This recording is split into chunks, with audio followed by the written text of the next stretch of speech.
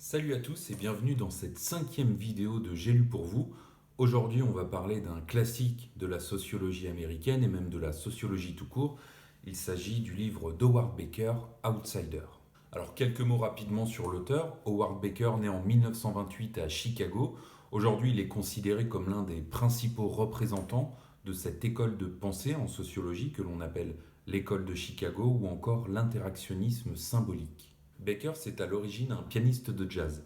Il fait ses études à l'université de Chicago, dans laquelle il suit les enseignements des maîtres à penser de cette école, comme Everett Hughes ou Robert Park. Il va obtenir son doctorat là-bas en 1951 et il sera nommé professeur en 1965. À présent, quelques mots sur le titre de l'ouvrage, Outsider, puisqu'on considère généralement que ce titre a un double sens. En effet, Baker nous dit que tous les groupes sociaux instituent des normes et s'efforcent de les faire appliquer. Les normes sociales définissent des situations et les modes de comportement appropriés à ces situations.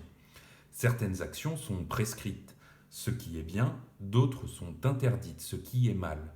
Quand un individu est supposé avoir transgressé une norme en vigueur, on peut le considérer comme un type particulier d'individu, auquel on ne peut pas faire confiance pour vivre selon les normes établies par ce groupe. On va donc le considérer comme étranger au groupe, c'est-à-dire un outsider. L'outsider, c'est celui qui a transgressé une norme dans un environnement social à un moment donné. Mais l'individu qui est ainsi étiqueté comme étranger au groupe, comme outsider, peut voir les choses autrement. Il se peut qu'il n'accepte pas la norme selon laquelle on l'a jugé, ou qu'il considère que les personnes qui l'ont jugé ne sont ni compétents ni légitimes pour le faire. Il en découle donc le second sens du terme outsider, c'est lorsque la personne qui a transgressé la norme considère que ses juges sont étrangers à son univers, un univers qui possède ses propres normes, ses propres valeurs, qui peuvent donc être en contradiction avec les normes et les valeurs selon lesquelles il a été jugé. Alors depuis tout à l'heure, je prononce le mot de norme, un petit point pour savoir ce que la notion de norme signifie en sociologie. C'est tout simplement une règle, implicite ou explicite, établie par un consensus. Alors on va avoir principalement deux types de normes. D'un côté, les normes formelles, juridiques, ce sont par exemple les lois qui disent de ne pas tuer, de ne pas voler, avec un système policier et judiciaire chargé de les faire respecter. C'est aussi les règlements intérieurs d'une école, d'une entreprise, ne pas courir à la piscine sous peine de se faire réprimander, ramasser les crottes de son chien, etc., etc. D'un autre côté, on va avoir les normes informelles, les normes sociales. Elles sont principalement issues de la coutume, de la tradition. Elles n'ont pas de caractère obligatoire juridiquement parlant. Il s'agit de dire bonjour, au revoir, merci, etc. Elles sont variables selon les milieux sociaux et aussi dans le temps. Alors au sein de ces normes informelles, on peut distinguer deux sous-ensembles de normes.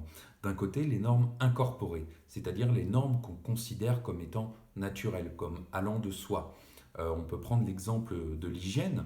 Aujourd'hui, on considère comme allant de soi de se laver, sinon tous les jours, du moins fréquemment et régulièrement. Cependant, la notion d'hygiène est relative, puisque si on la replace dans un contexte historique, les pratiques il y a 100, 200 ans n'étaient pas du tout les mêmes qu'aujourd'hui. L'autre sous-ensemble de normes informelles, ce sont les normes de sociabilité. Ce sont toutes ces normes qui gouvernent nos relations avec autrui. C'est-à-dire, comme on disait tout à l'heure, dire bonjour, au revoir, merci, tenir la porte à la personne de derrière, ne pas couper la parole. Alors si certains reconnaissent facilement lorsque la transgression d'une norme est commise, par exemple le cas de l'infraction routière, si on est flashé à telle vitesse, c'est assez difficile de contester. D'autres vont avoir une relation plus complexe à la transgression. Et certains vont même élaborer une idéologie pour expliquer pourquoi ils sont dans le vrai. C'est le cas de Robin des Bois qui transgresse une norme en volant, mais qui justifie son acte par le fait de voler les riches pour donner aux pauvres. Alors, il faut savoir que les normes dans l'histoire peuvent dépérir, être réactivées, ou de nouvelles normes peuvent être créées aussi.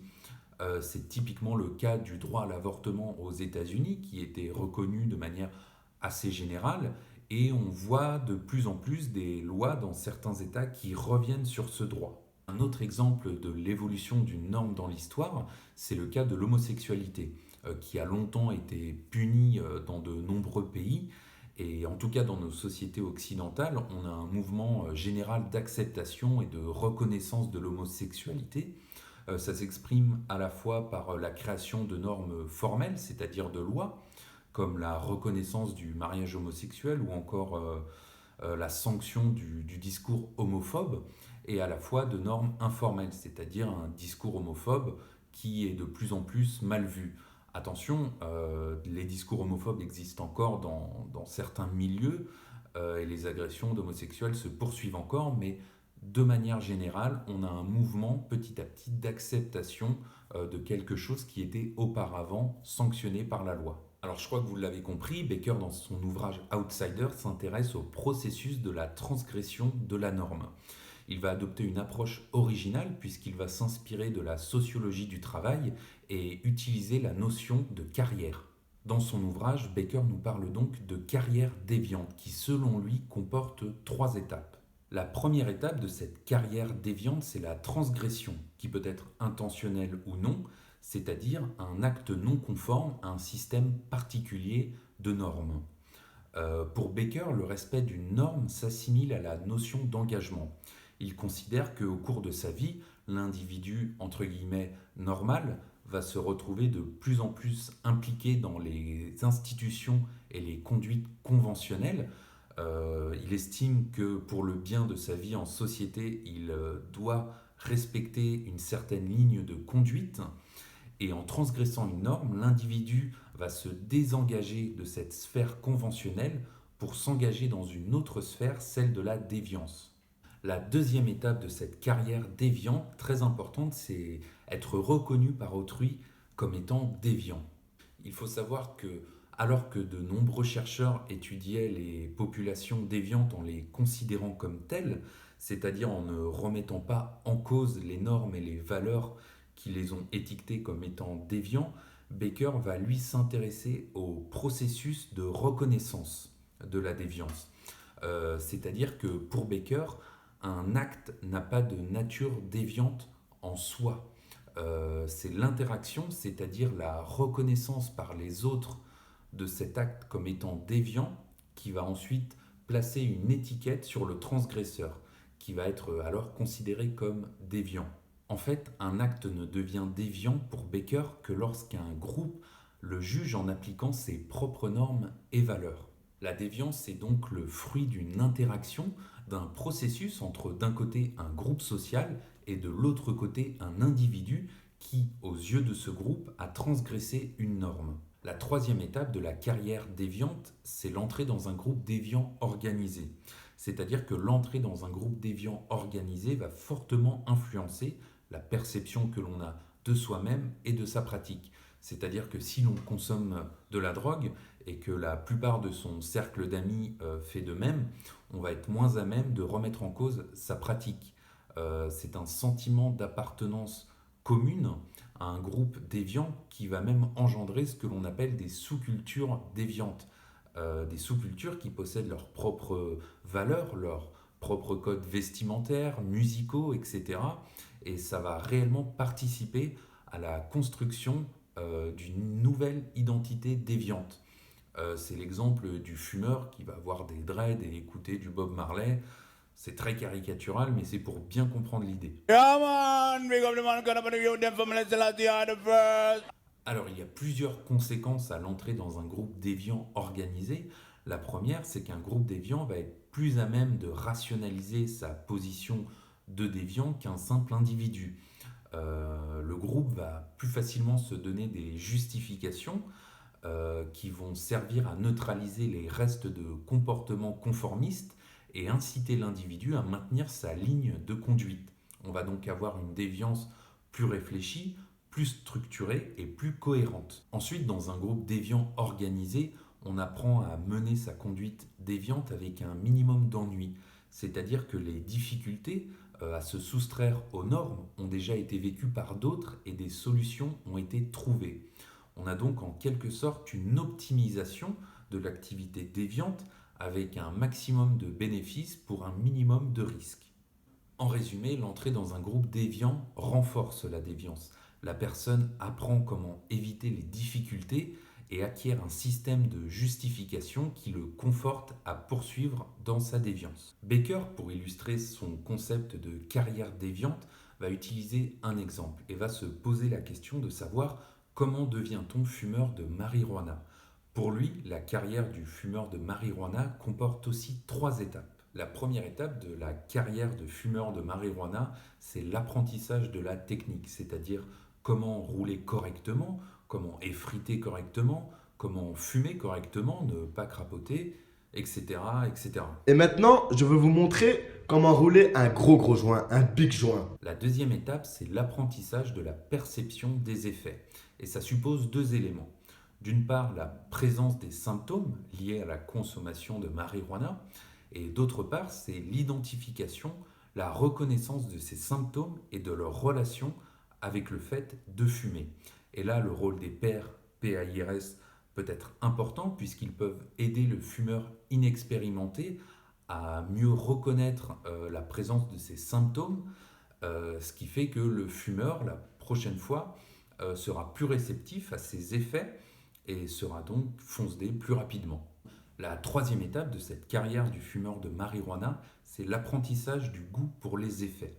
Le fumeur débutant doit apprendre à aimer ce qu'il a appris à ressentir, ce qui est ni naturel ni inné. Il y en a pour qui cette sensation de fonce-dé, de lâcher prise, n'est pas agréable. Il y en a qui n'aiment pas. Et c'est là où le rôle des fumeurs plus expérimentés peut être important, puisqu'ils peuvent attirer l'attention du débutant sur les aspects positifs de ce qu'il ressent. Cependant, pour que l'individu puisse continuer à fumer, il faut qu'il parvienne à maîtriser les contrôles sociaux.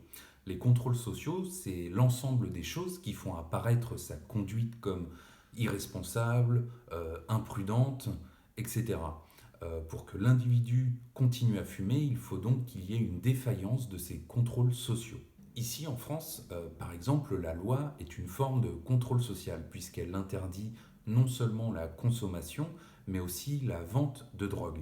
Ici donc, l'approvisionnement en soi est déjà une difficulté puisque la loi cherche sans arrêt à déstabiliser les sources d'approvisionnement. Et c'est là où l'entrée dans un groupe déviant organisé peut être une ressource, puisque par le biais de relations, on va pouvoir fournir aux fumeurs des sources d'approvisionnement fiables. Un autre contrôle social qui, celui-là, n'a rien à voir avec la loi, c'est la peur de l'ostracisme. Le consommateur peut avoir la crainte d'être rejeté, ostracisé par ceux dont l'estime et l'approbation représentent pour lui un enjeu à la fois pratique et affectif. Évidemment, la question se pose beaucoup moins si le consommateur fréquente exclusivement ou quasi exclusivement des fumeurs. Il peut aussi découvrir qu'il parvient à gérer suffisamment bien les effets de sa consommation pour les dissimuler aux non-fumeurs. En résumé, un individu se sent libre de consommer de la marijuana dans la mesure où il parvient à se convaincre que les conceptions conventionnelles de cet usage ne sont que des idées de personnes étrangères à son univers et ignorantes, et où il substitue un point de vue de l'intérieur qui est issu de sa propre consommation, mais aussi de la fréquentation d'autres fumeurs. Enfin, retenez que l'un des principaux intérêts de cet ouvrage est cette approche novatrice de la déviance opérée par Baker, dans laquelle, rappelez-vous, on considère qu'un acte n'est pas déviant en soi, il le devient seulement lorsqu'un groupe applique ses propres normes et ses propres valeurs envers cet acte et donc place une étiquette sur le transgresseur de la norme qui le qualifie alors de déviant. Voilà, c'est ce qu'on pouvait dire dans les grandes lignes pour résumer cet ouvrage de Baker, que je vous conseille d'ailleurs largement de lire à votre tour. Si la vidéo vous a plu, bien sûr, n'hésitez pas à l'aimer, à mettre un commentaire, à la partager et bien sûr vous abonner. Ça mange pas de pain et ça fait toujours plaisir.